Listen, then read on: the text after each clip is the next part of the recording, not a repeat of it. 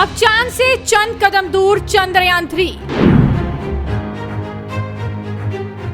Lander Vikram हुआ अलग। अब इस दिन रचेगा इतिहास, पूरी दुनिया देखेगी नजारा।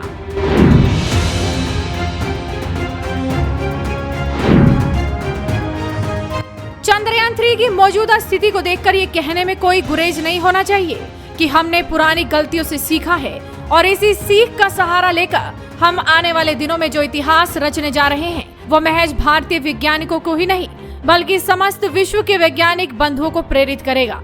जी हाँ, जो आप सुन रहे हैं वो बिल्कुल सही है।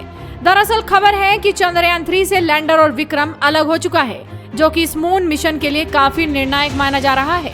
इसरो ने खुद इस बात की जानकारी दी है। ये स्थिति न महज वैज्ञानिक समुदाय अपितु समस्त देशवासियों के लिए गर्व का पल है। आपको बता दें कि चंद्रयान-3 मिशन आज अपने एक महत्वपूर्ण पड़ाव पर पहुंच गया। चंद्रयान अब चांद की ओर करीब पहुंच चुका है। चंद्रयान-3 के प्रोपल्सन मॉड्यूल से लैंडर मॉड्यूल को सफलतापूर्वक अलग कर दिया गया है। चंद्रयान को 2 हिस्सों में अलग अलग कर दिया गया है। प्रोपल्सन मॉड्यूल से अलग होकर लैंडर ने अब अकेले ही चंद्रमा की यात्रा शुरू कर दी है। इससे पहले चंद्रयान को चंद्रमा की कक्षा में स्थापित कर दिया गया था। इसके साथ ही चंद्रमा की सीमा में प्रवेश की प्रक्रिया भी पूरी हो गई थी। ये चंद्रयान के लिए बेहद नाजुक मौका है। ऐसे में देशवासी दुआएं कर रहे हैं कि सब कुछ ठीक से हो जाए। प्रोपल्सन से अलग होने के बाद अब लैंडर की अपनी प्रारंभिक जांच होगी। इसरो का कहना है कि लैंडर में 4 मुख्य थ्रस्टर्स हैं। ये लैंडर को चंद्रमा की सतह पर आसानी से उतारने में सक्षम बनाएंगे। साथ ही अन्य सेंसर का भी परीक्षण करने की आवश्यकता है। आपको बता दें कि प्रोपल्सन मॉड्यूल से अलग होने के बाद विक्रम लैंडर गोलाकार ऑर्बिट में नहीं घूमेगा। वो अब अपनी ऊंचाई कम करेगा और रफ्तार भी। वहीं उसकी रेट्रो फायरिंग की जाएगी। वैज्ञानिकों की माने तो उसकी दिशा बदल जाएगी। उसके बाद उसे उल्टी दिशा में घुमाया जाएगा। इस बारे में इसरो के एक वरिष्ठ वैज्ञानिक ने पूरी विस्तृत जानकारी दी है। It is really a vital element because now you look at your Chandrayaan-3 mission basically consists of 3 + 1 4 modules type of thing. First is LVM-3, which has taken the composite of Vikram lander, propulsion module and the Pragyan, the rover, to the 36,000 kilometer highly elliptical orbit.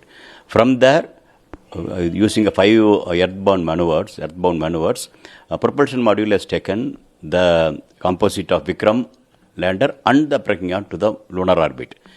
Again, the lunar orbit also from the elliptical orbit, it has now brought to the near circular, close to the moon, around 153 kilometer orbit. It has brought 153 by 163 kilometer.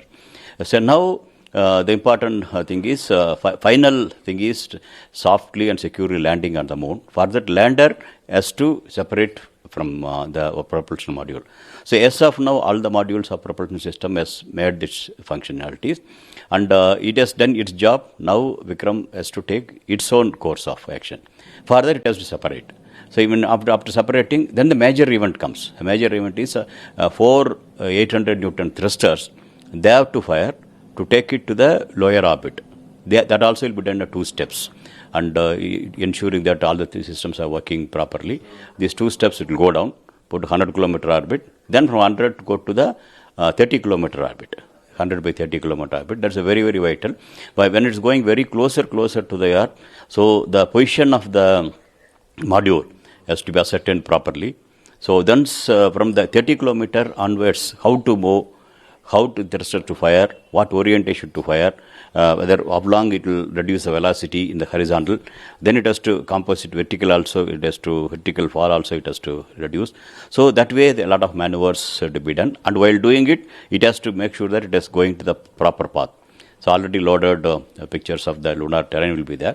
You'll check against that and try to identify the place where it's supposed to land. It's also supposed to have been already loaded in the system. So all these activities will be done by the lander. So the lander will start its real action only from today afternoon onwards. So that way it's a very, very vital. वैज्ञानिकों की माने तो अब landing में महज 6 दिन बचे हैं। अब चंद्रयान-3 के विक्रम लैंडर को चांद की सतह में उतरने के लिए महज 100 किलोमीटर की यात्रा करनी है। वहीं अब 18 और 20 अगस्त को होने वाले डीऑर्बिटिंग के जरिए विक्रम लैंडर को 30 किलोमीटर वाले पेरिलियन और 100 किलोमीटर वाले एपोलियन ऑर्बिट में डाला जाएगा। अब तक की यात्रा प्रोपल्सन मॉड्यूल से संपन्न हुई है। अब बाकी की यात्रा लैंडर को खुद तय करनी होगी। यानी कि 6 दिन बाद 23 अगस्त को शाम 5:45 पर विक्रम लैंडर की लैंडिंग हो जाएगी। और भारत एक नया इतिहास रच देगा। तो आप भी अपनी नजरें बनाए रखिए, साथ ही इस वीडियो को शेयर कीजिए और जुड़े रहिए हेडलाइंस इंडिया के साथ।